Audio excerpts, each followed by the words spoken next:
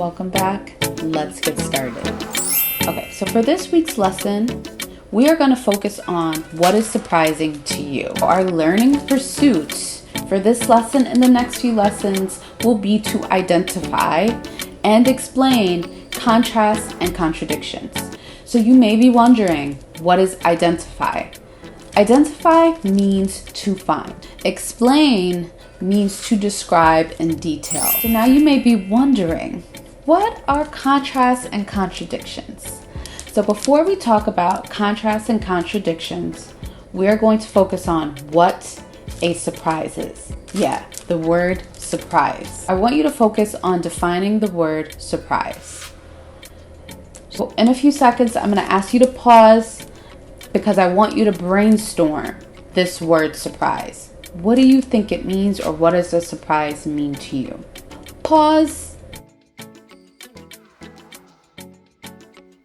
So now that you've brainstormed about what the meaning of the word surprise is, we're going to look at a few definitions.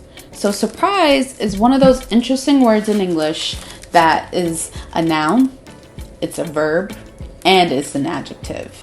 Surprise as a noun is an unexpected event, piece of information, etc.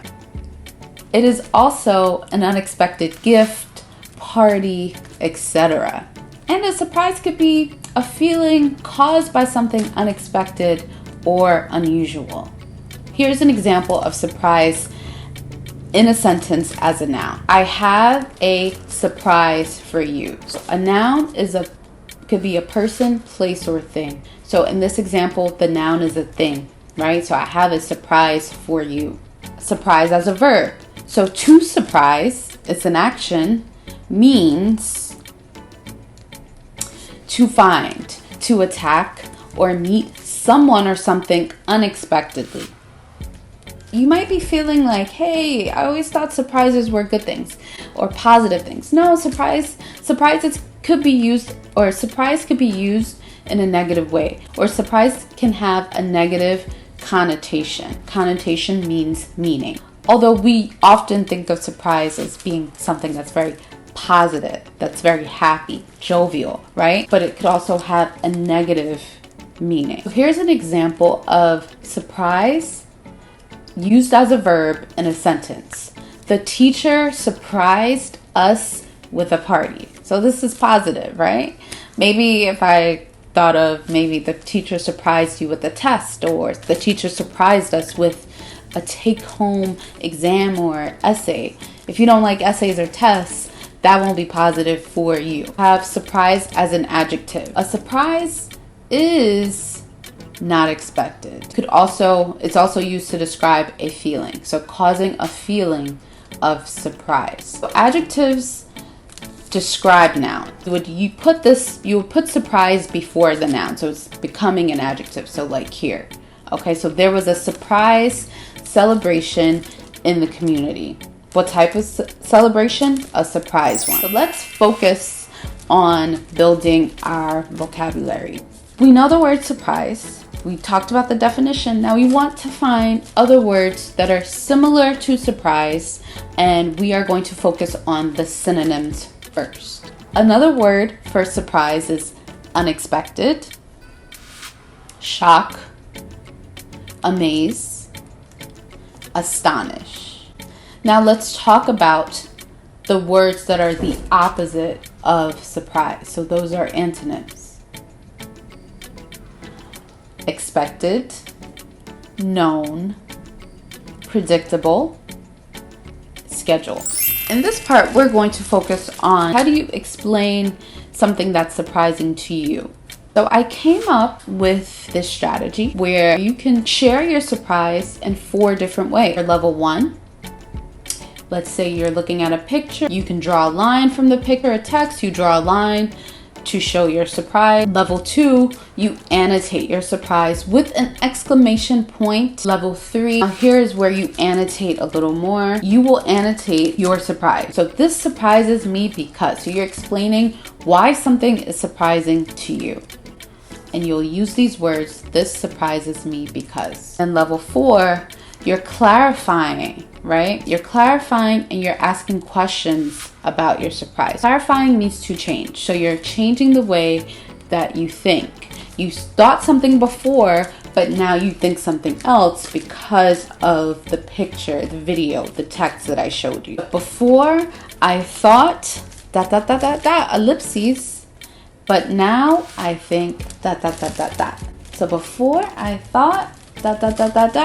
now I think ... And then this makes me wonder. Let's practice. We have a picture here, and we're going to practice explaining how this picture surprises us. Level 1, we found our surprise, right? You see a deer in this picture, and where's the deer? On the roof. So we have a house, and the deer is somehow on top of the house. We want to do level 2, we write our exclamation point. Level 3, I'm going to explain how this is surprising to me. So this is surprising because the deer is on the roof. So I'm going to make an inference here. So before, I thought deers couldn't climb onto roofs, but I now know that they can. And then I'm wondering how this deer is going to get off the roof. Now, here's another example. We have a picture of a man in bed with some snakes. Bruh. And it looks like he is reading. He might be reading to himself, but his mouth is open, so he's probably reading to the snake. Ay. So I circle my surprise. Level 2, here's my exclamation point. I'm surprised. Oh, I'm gonna do level 3. This is surprising because I didn't know people read to snakes. Do you read to snakes? I don't. Level 4. Before, I thought people didn't read to snakes, but I now know some people do. I'm wondering if he falls to sleep, or if I'm wondering if he falls asleep with snakes around his neck. And I'm wondering if he does this every night. For this one, we have to watch this little clip. Okay, very interesting. So that is a surprise. So what the exchange, whatever happened in the video, is a surprise for me. And so we see a man walking down the street, and then he gets to a corner, and there's an alien waiting to scare him on the corner. Level 2, exclamation point. Level 3, this is surprising because a person in an alien costume is scaring people on the street. Before, I thought people wouldn't do something like this, but I now know some people do. I wonder if the person in the alien costume has done this before. Now we're going to practice identifying and explaining our surprises in text. I'm going to look at the picture first. And I'm going to focus on the picture first because that might tell me a little more about what the text is about. We have a picture of a girl, and she's in a kitchen, and it looks like she has cupcakes in her hands. So I'm going to read it, and then we're going to talk about the surprises. So Delphine, age 10, begged her mom since she was 4 years old to let her start her own business. By age 7, her mom relented, so she started her own cupcake business. Delphine's business is called Joy's Yummy Cupcakes. It now sells 200 cupcakes on the weekends and caters birthday parties and weddings. Taylor has since branched out from her business called the Taylor the Chef. She speaks at conferences. She gave a TED Talk. She has also established a foundation to build libraries around the world. Wow. So I want to look for the surprises in this text. I'm going to do level 1 first. So I'm going to underline the first one that I found. Okay. So this one is the most surprising to me. She was 4 years old when she begged her mom to start her own business. I don't even remember what I was doing when I was 4. I don't know many 4-year-olds that want to start businesses. She's amazing. The next one. So she started her own cupcake business at 7. Next one. Now sells 200 cupcakes on the weekends and caters birthday parties and weddings. Girl. And she speaks at conferences, and she gave a TED Talk. She is so phenomenal. So I started to annotate my exclamation point. There's so many surprises. I'm just going to just talk about them as a whole. So this is surprising because 7-year-olds don't start businesses. And then level 4, before I thought 7-year-olds would only be interested in playing, but now I know they can start businesses. I wonder, what will she be doing when she becomes a teenager? Now that we've done that, we're going to head over to you practice. So you're going to complete the assignment in Nearpod. If you're not sure about how to access the Nearpod, please look for the link in the description box below. Okay, and you're going to do the Nearpod on identifying and explaining surprises. So you're going to pause. Now we're going to practice describing the surprises that we found in March. Past few assignments, we've been working with pages 1 through 9. I want you to just really take a moment and describe and look for things that are surprising to you in these pages. We'll want to pause in a few seconds, go back to pages 1 through 9, and look for surprises. Now that you're back, we are going to look for surprises together in the book March. I opened it up to page 5, and first part surprised me. So we see some people walking on a bridge, and we see someone say, "Can you swim?" That's very surprising to me, right? So I identified my surprise. Level 2, I got my exclamation point. Level 3, this is surprising because they aren't dressed for swimming. So why would this man be asking if someone could swim? Level 4, I'm just going to do the I wonder. I wonder why he is asking if he can swim. This is my last example. I picked 6 and 8. See the people heading from the bridge, and we see what looks like police or state troopers waiting for them. We see a dog. We see someone say, we see someone yell, "This is an unlawful assembly. Your march is not conducive to the public safety. You are ordered to disperse and go back to your church or your homes."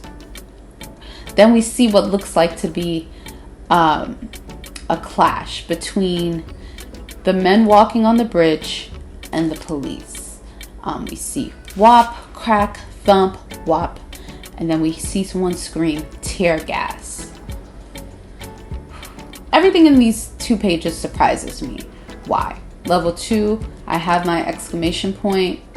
Level 3, this is surprising because if you recall from the previous lessons where we talked about the Bill of Rights, right? We know that the First Amendment of the Bill of Rights, number 1, protects your right to assemble and to protest. Now my thinking is starting to change because I'm looking at the Constitution. The Constitution says you have the right to protest, but now it's starting to change. So before, I thought you could peacefully protest without police interference, but now I know you can be attacked or arrested. I wonder why they were protesting. I wonder why the people on the bridge were protesting. What was the cause for it? So now that you've reached this part of the lesson, you're going to head over to You Practice, and you're going to complete the handout.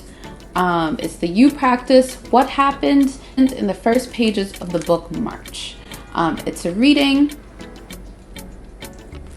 that will give you a little more information about why people were protesting on the bridge. Here's the handout. It is the You Practice. What happened in the first pages of the book March? Step 1. So we always have to follow our direction. So step 1 says to click here. So if I click here, you'll be able to hear me read this text to you. Once you've read this text, now we're going to go over to step 2. Identify and explain what is surprising about the text below. So So after you've read, I want you to annotate your level 1, level 2, level 3, and 4 surprises. So you may be wondering, Miss Edwards, how can I annotate and show you my annotations? Well, you can do it in a couple of ways. One, if you want, you can print this document. If you want, you can print this handout and write your annotations, take a picture, and then send it to me. Two, if you don't want to print, that's completely fine. What I want you to do is find a section of the text that you find surprising. I want you to highlight it. So let's do this together. So we are going to highlight the section. So we're going to highlight the section and I'm going to right click on it. So highlight and right click. And then I want you to go over to this box that says new comment. Once you've clicked on it, I want you to write your exclamation point. Then I want you to write, this is surprising because they were protesting for voting rights. That's level 2 and level 3. You still need to do level 4. You can do as many of these comments or annotations as you would like. I definitely think the more practice you get, the better you'll get at identifying things that are surprising to you in the text.